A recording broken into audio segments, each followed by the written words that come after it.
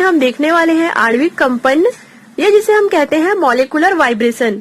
आगे हम इस वीडियो में ये भी देखेंगे कि मॉलिक्यूलर वाइब्रेशन जो है वो क्यों होता है, किन सिचुएशन में मॉलिक्यूलर वाइब्रेशन जो है वो होता है। तो चलिए आज का वीडियो हम स्टार्ट करते हैं। इसके अलावा इस यूनिट के सारे नोट्स आप लोगों को BSc second year organic chemistry के प्लेलिस्ट में जो है वो मिल जाएगा, तो चेक जरूर करें। तो चलिए आज का टॉपिक हम स्टार्ट करते हैं। क्या होता है ये मॉलिक्यूलर वाइब्रेशन?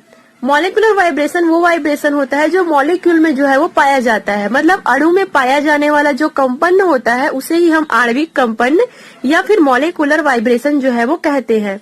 तो सबसे पहले तो हम ये देखते हैं कि हमें पता है कि अणु के अंदर जो है वो परमाणु पाए जाते हैं, मतलब किसी मॉलिक्यूल के अंदर जो है वो एटम्स जो है वो प्रेजेंट होते हैं, और ये जो परमाणु होते हैं, ये जो एटम होते हैं, उनके बीच जो है वो बंध प्रेजेंट होता है, मतलब उनके बीच जो है वो बॉन्ड प्रेजेंट होता है। तो जैसा कि आप यहाँ पे डायग्राम में देख रहे हो, दो परमाणु हैं, यहाँ पे आप देख रहे हो दो एटम है जो कि आपस में जो है वो एक बॉन्ड बना करके जो है वो जुड़े हुए हैं। ये जो आप स्प्रिंग जैसी संरचना देख रहे हो, माना ये सहसंयोजक बंध है या एक प्रकार का विशेष बॉन्ड है जो कि इन दो परमाणु को जो है वो आपस में बांध करके जो है वो रखे हुए हैं। अब इसमें कहा जा रहा है कि ये जो आपके बॉन्ड होते हैं वो काफी लचीले होते हैं। लचीले होते हैं कहने का मतलब है कि ये ज्यादा कठोर नहीं होते हैं। लचीले होने के कारण ये जो दो परमाणु है, दो एटम है, वो आपस में जो है वो वाइब्रेट हो सकते हैं, वो जो है वो कंपन हो सकते हैं। इमेजिन कीजिए अगर ये बॉन्ड जो है वो यहाँ पे प्रेजेंट है दो एटम के बीच, अगर ये बहुत ज्यादा कठोर होता तो ये दोनों एटम जो है वो कभी भी वाइब्रेट नहीं होते। बहुत ज्यादा अगर कठोर होते तो इनमें कंपन प्रेजेंट नहीं होता, इसलिए ये जो बॉन्ड होते हैं वो काफी लचीले होते हैं। तो इन्हीं सब चीजों को यहाँ पे लिखा गया है कि किसी मॉलिक्यूल में कुछ परमाणु सहसंयोजक बंधों के द्वारा जो है वो जुड़े होते हैं। ये बंध कठोर नहीं होते हैं वरन लचीले होते हैं, अतः इनमें विभिन्न प्रकार के मॉलिक्यूलर वाइब्रेशन जो है वो पाए जाते हैं। अब ये जो है वो काफी लचीले होते हैं, स्प्रिंग के समान जो है वो इसकी संरचना होती है, ऐसा हम इमेजिन किए हुए हैं। इस वजह से यहाँ पे जो है वो कंपन उत्पन्न हो सकता है। तो अब बात ये आता है कि आखिर इन एटम में कंपन उत्पन्न क्यों होता है, इसमें जो है वो वाइब्रेशन प्रेजेंट क्यों होता है। तो मैंने आप लोगों को जो लास्ट IR स्पेक्ट्रोस्कोपी मैंने आप लोगों को बताया हुआ था, उसमें मैं बताई थी कि अगर हम किसी कंपाउंड में, और जैसा कि हमें पता है कि कंपाउंड के अंदर बहुत सारे मॉलिक्यूल होते हैं, एटम्स होते हैं, अगर हम किसी ऑर्गेनिक कंपाउंड में अगर हम वहां पे कोई रेडिएशन डालें, जैसे कि IR स्पेक्ट्रोस्कोपी में अगर हम वहां पे इंफ्रारेड किरणें जो है वो उस कंपाउंड के ऊपर प्रवाहित कर रहे थे, तो उसके अंदर जो भी मॉलिक्यूल थे उनमें जो है वो कंपन उत्पन्न हो रहा था, मतलब उसमें जो है वो वाइब्रेशन उत्पन्न हो रहा था, क्योंकि हम उसमें जो है वो रेडिएशन जो है वो डाल रहे थे। तो कहने का मतलब है कि इन सभी कारणों से जो है वो किसी मॉलिक्यूल के अंदर जो है वो वाइब्रेशन होता है। उन्हीं के प्रकारों को आज हम यहाँ पे पूरे नोट्स में देखेंगे कि जो मॉलिक्यूलर वाइब्रेशन होता है कि किसी भी यौगिक के अंदर जो भी अणु है और उन अणुओं के अंदर जो भी वाइब्रेशन हो रहा है, उसी के टाइप्स के बारे में हम जो है वो स्टडी करेंगे। क्योंकि हमें पता है कि किसी भी ऑर्गेनिक कंपाउंड के अंदर बहुत सारे मॉलिक्यूल होते हैं, उनमें अलग अलग प्रकार के जो है वो बॉन्ड प्रेजेंट होते हैं, और अलग अलग प्रकार के बॉन्ड प्रेजेंट होने के कारण उनमें अनेक प्रकार के वाइब्रेशन, अनेक प्रकार के कंपन जो है वो पाए जाते हैं।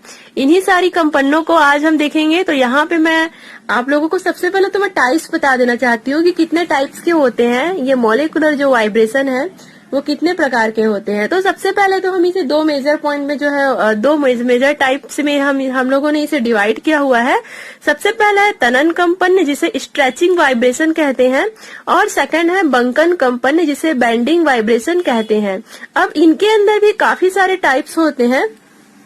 तो सबसे पहले अगर हम बात करें स्ट्रेचिंग वाइब्रेशन का, मतलब तनन कंपन का, तो ये जो तनन कंपन होता है वो दो प्रकार के होते हैं। आगे हम इसके बारे में एक एक करके फुल डिटेल में स्टडी करेंगे, बट हमें यहाँ पे समझना ये जरूरी है कि हम इस पूरे नोट्स में कितने प्रकार के वाइब्रेशन के बारे में जो है वो स्टडी करेंगे। तो अगर बात करें हम स्ट्रेचिंग की, तो ये दो प्रकार के होते हैं। पहला सिमेट्रिकल वाइब्रेशन जिसे सममित कंपन कहते हैं, और दूसरा है एंटी सिमेट्रिकल वाइब्रेशन जिसे असममित कंपन कहते हैं। तो ये तो स्ट्रेचिंग वाइब्रेशन जो है वो दो प्रकार के होते हैं। और अगर हम बात करें बंकन कंपन की, बेंडिंग वाइब्रेशन की, तो ये जो है वो चार प्रकार के होते हैं: scissoring, weighing, twisting and rocking. तो इन्हीं सब चीजों के बारे में एक एक करके हम पूरे नोट्स में स्टडी करेंगे। तो चलिए गाइस आज का टॉपिक हम स्टार्ट करते हैं। तो सबसे पहला टाइप हम स्टार्ट करते हैं तनन कंपन जिसे हम कहते हैं स्ट्रेचिंग वाइब्रेशन। ऐसा वाइब्रेशन जो बंध लंबाई मतलब बॉन्ड लेंथ में होता है, इसमें दो परमाणुओं के बीच दूरी घटती है या बढ़ती है, लेकिन इसके बॉन्ड एंगल में कोई भी परिवर्तन नहीं होता है। तो चलिए हम स्टार्ट करते हैं, डायग्राम के थ्रू इसे समझेंगे तो आप लोगों को काफी अच्छे से जो है वो ये समझ में आ जाएगा। तो नाम से ही स्पष्ट है स्ट्रेचिंग, मतलब यहाँ पे स्ट्रेच होगा, मतलब यहाँ पे तनन होगा। देखिए यहाँ पे आपके 3 एटम जो है वो प्रेजेंट है, इस प्रकार से जो है वो एक प्रकार का बॉन्ड है और ये जो है वो दूसरे प्रकार का बॉन्ड है। कहने का मतलब है कि ये दोनों एटम आपस में बॉन्ड बना करके जुड़े हुए हैं और ये वाले एटम के साथ ये वाला एटम जो है वो बॉन्ड बना करके जो है वो जुड़े हुए हैं। अब यहाँ पे क्या होगा, स्ट्रेचिंग होगा। कहने का मतलब है कि ये जो दोनों के बीच जो बॉन्ड है वो इस प्रकार का वाइब्रेशन होगा कि ये दोनों जो है वो अप डाउन होते रहेंगे, मतलब इन दोनों में जो है वो स्ट्रेचिंग जो है वो यहाँ पे होगा। कहने का मतलब है कि जैसे कि यहाँ पे 2 एटम है, दोनों के बीच जो है वो बॉन्ड प्रेजेंट है, तो इन दोनों के बीच या तो दूरी घट सकता है या फिर दूरी जो है वो बढ़ सकता है, मतलब यहाँ पे स्ट्रेचिंग होते रहेगा। इस प्रकार से ये जो एटम है एक दूसरे से वो जो है वो यहाँ पे जो है वो वाइब्रेट करते रहेंगे। तो कहने का मतलब है कि इसके जो है वो लेंथ में जो है वो जरूर परिवर्तन होगा। अगर यहाँ पे इस प्रकार का वाइब्रेशन हो रहा है, स्ट्रेचिंग टाइप से वाइब्रेशन यहाँ पे हो रहा है, तो इसके बॉन्ड लेंथ में जो है वो परिवर्तन हो सकता है, चेंजेस हो सकता है।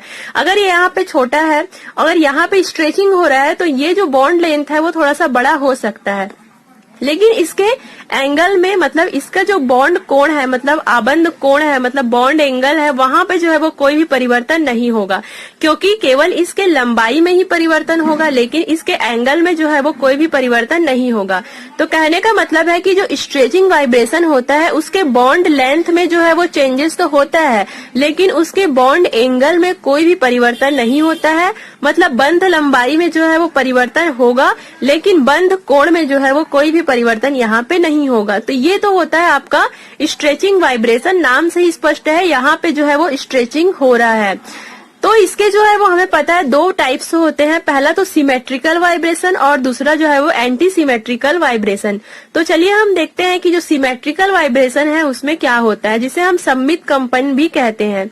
यदि मॉलिक्यूल में उपस्थित सभी बंध एक साथ स्ट्रेचिंग होते हैं तो वाइब्रेशन सिमेट्रिकल वाइब्रेशन जो है वो कहलाता है। तो अब इसमें क्या कहा जा रहा है कि मॉलिक्यूल में जितने भी बंध यहाँ पे, जितने भी बॉन्ड यहाँ पे प्रेजेंट है, उसमें स्ट्रेचिंग जो है वो एक साथ होगा। यहाँ पे आप देख रहे हो, अगर इसमें इतना सेंटीमीटर का स्ट्रेचिंग हो रहा है तो इधर भी इतने सेंटीमीटर का ही स्ट्रेचिंग होगा, दोनों में एक ही प्रकार का स्ट्रेचिंग होगा। तो इस प्रकार से जो वाइब्रेशन होता है उसे हम सिमेट्रिकल वाइब्रेशन जो है वो कहते हैं।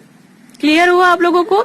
तो वाइब्रेशन का मतलब आप समझ रहे हैं ना कि इस प्रकार से जो है वो इसमें वाइब्रेशन हो रहा है, क्योंकि ये जो आपके इन दोनों के बीच जो भी बॉन्ड है वो काफी लचीले होते हैं। लचीले होने के कारण ही इसमें जो है वो इस प्रकार का बॉन्ड जो है वो प्रेजेंट होता है। तो क्लियर हुआ आप लोगों को सिमेट्रिकल वाइब्रेशन क्या होता है? दोनों में जो है वो एक साथ जो है वो स्ट्रेचिंग होगा, छोटा बड़ा यहाँ पे स्ट्रेचिंग जो है वो नहीं होगा। लेकिन अगर हम बात करें एंटी सिमेट्रिकल वाइब्रेशन की, तो जस्ट इसके जो है वो अपोजिट होता है। पहले हम लोगों ने सिमेट्रिकल में क्या देखा था, एक साथ जो है वो स्ट्रेच हो रहा था, दोनों के लेंथ में एक साथ चेंजेस आता था। लेकिन इसमें क्या होगा, यदि बॉन्ड का स्ट्रेचिंग एक साथ नहीं होता है या केवल एक ही बॉन्ड का स्ट्रेचिंग होता है तो ये एंटी सिमेट्रिकल वाइब्रेशन जो है वो कहलाता है। तो चलिए हम इसे डायग्राम में देख के और अच्छे से समझते हैं। तो एंटी सिमेट्रिकल वाइब्रेशन का डायग्राम यहाँ पे देख रहे हो, इसमें जो है वो एक साथ स्ट्रेचिंग जो है वो नहीं होगा। अगर इन दोनों एटम के बीच स्ट्रेचिंग हो रहा है तो यहाँ पे जो है वो कम हो रहा है। तो कहने का मतलब है कि दोनों में अलग अलग स्ट्रेचिंग हो रहा है, दोनों के बॉन्ड लेंथ में जो है वो काफी चेंजेस हमें जो है वो दिखाई दे रहा है। तो इस प्रकार का जो आपका वाइब्रेशन होगा उसे हम एंटी सिमेट्रिकल वाइब्रेशन या असममित कंपन जो है वो कहेंगे। अब आगे हम दूसरा नंबर का देखते हैं, बंकन कंपन। अभी तक हम लोग क्या देख रहे थे, तनन, मतलब वहां पे स्ट्रेचिंग हो रहा था, लेकिन यहाँ पे कोई भी स्ट्रेचिंग जो है वो नहीं होगा, यहाँ पे बेंडिंग होगा, मतलब यहाँ पे बंकन होगा। तो चलिए देखते हैं, ऐसा मॉलिक्यूलर वाइब्रेशन जो बॉन्डिंग एंगल में परिवर्तन करता है, बंकन कंपन कहलाता है। मतलब इसमें जो भी वाइब्रेशन होगा उसके पूरे बॉन्ड एंगल में जो है वो परिवर्तन होगा। मतलब उन दोनों एटम के बीच जो भी कोण बनेगा, जो भी एंगल बनेगा, उसमें परिवर्तन होगा। लेकिन हम लोग जो पहले तनन कंपन देख रहे थे, स्ट्रेचिंग वाइब्रेशन देख रहे थे, उसमें केवल लेंथ में जो है वो परिवर्तन होता था। वहां पे एंगल में कोई भी परिवर्तन, कोण में कोई भी परिवर्तन वहां पे नहीं होता था। लेकिन यहाँ पे बेंडिंग में क्या होगा, उनके कोण में भी जो है वो परिवर्तन होगा। तो हम लोग देखे थे कि 4 प्रकार के होते हैं। तो पहला प्रकार यहाँ पे हम देखते हैं सीजरिंग। तो क्या होता है सीजरिंग वाइब्रेशन, तो चलिए देखते हैं। सीजर मतलब आप क्या समझते हो, कैंची। तो कैंची के समान इसमें होगा। तो चलिए मैं आप लोगों को विथ सीजर के हेल्प से मैं आप लोगों को ये वाइब्रेशन जो है वो बताऊंगी। इसमें जो एटम होते हैं वो कैंची के ब्लेड के समान जो है वो गति करते हैं। कोई 2 परमाणु एक साथ पास आते हैं, फिर एक साथ जो है वो दूर चले जाते हैं। इस प्रकार बंधों के मध्य कोण जो है वो बदलते रहता है। अब देखिए यहाँ पे आपके 3 एटम है, इन दोनों के बीच जो है वो बॉन्ड प्रेजेंट है। तो ये इसमें जो वाइब्रेशन होगा वो सीजर के समान होगा वाइब्रेशन। को इसे सीजर के हेल्प से बता रही हूँ। इसमें किस प्रकार का आप लोगों को वाइब्रेशन शो होगा, देखिए जैसे कि ये सीजर के 2 कैंची है, ब्लेड है, तो ये दोनों जो है वो एक साथ खुलते हैं, उसके बाद दोनों जो है वो एक साथ बंद हो जाते हैं। यहाँ पे जैसे कि आप देख रहे हो, ये जो है वो वाइब्रेशन इस प्रकार से जो है वो होता रहेगा। मतलब एक सीजर के समान ये वाइब्रेशन जो है वो होते रहेगा। एक साथ दोनों ब्लेड जो है वो पास आएंगे और और एक साथ जो है वो दोनों जो है वो दूर चले जाएंगे। तो यहाँ पे आप देख रहे हो कि जो बॉन्ड एंगल है उसमें जो है वो परिवर्तन होगा। अभी देखो कैंची का जो कोण है वो कुछ अलग है, लेकिन अगर मैं ऐसे कर दूंगी तो इसका जो एंगल है वो कुछ अलग हो जाएगा। लेकिन आप देख रहे हो इसके ब्लेड के लेंथ में कोई भी परिवर्तन नहीं आ रहा है, केवल इसके एंगल में जो है वो परिवर्तन आएगा। तो इस प्रकार से ये जो वाइब्रेशन है वो होते रहता है, इसलिए हम इसे सीजरिंग वाइब्रेशन जो है वो कहते हैं। दोनों जो है वो एक साथ पास आते हैं, फिर दोनों जो है वो एक साथ जो है वो दूर चले जाते हैं। तो इसके मध्य कोण जो है वो हमेशा हर वक्त जो है वो बदलते रहते हैं। तो इस प्रकार का वाइब्रेशन आपका सीजरिंग वाइब्रेशन कहलाता है। अब आगे देखते हैं वेगिंग। यदि परमाणु के कंपन तल के लंबवत हो और दोनों एटम साथ साथ एक बार तल के एक ओर हटे तथा दूसरी ओर हटे, ऐसे कंपन जो है वो वेगिंग कहलाते हैं। देखो इसमें क्या होगा, ये जो आपका यहाँ पे आप एटम देख रहे हो, पहले तो ये जो है वो नीचे आएगा, उसके बाद ये वाला एटम भी जो है वो नीचे आएगा। मतलब कहने का मतलब है कि ये दोनों जो है वो एक साथ, इसमें जो भी कंपन होगा वो एक साथ होगा। कहने का मतलब है कि ये अगर पहले ये अप डाउन हो रहे हैं तो ये भी उसी टाइप से ही अप डाउन होंगे। मतलब पहले ये दोनों जो है वो नीचे आ जाएंगे, दोनों जो है वो डाउन होंगे, देन उसके बाद दोनों ये जो है वो ऊपर चले जाएंगे। मतलब दोनों जो है वो थोड़ा सा अप होंगे। अप डाउन यहाँ पे जो है वो वाइब्रेशन होते रहता है। तो यहाँ पे वही कहा जा रहा है कि दोनों एटम जो है वो साथ साथ एक बार तल के एक और हटे तथा दूसरी ओर हटे, तो ऐसे जो वाइब्रेशन होते हैं वो वेगिंग कहलाते हैं। तो वेगिंग में बहुत ही इजी है, दोनों एटम जो है वो एक साथ यहाँ पे इन दोनों का जो है वो वाइब्रेशन होगा। दोनों जो है वो अगर दोनों अप हो रहे हैं तो दोनों एक साथ जो है वो अप होंगे, अगर दोनों डाउन हो रहे हैं तो दोनों एक साथ डाउन होंगे। मतलब अप डाउन इस प्रकार से वाइब्रेशन जो है वो होते रहता है। तो इसे हम वेगिंग जो है वो कहते हैं।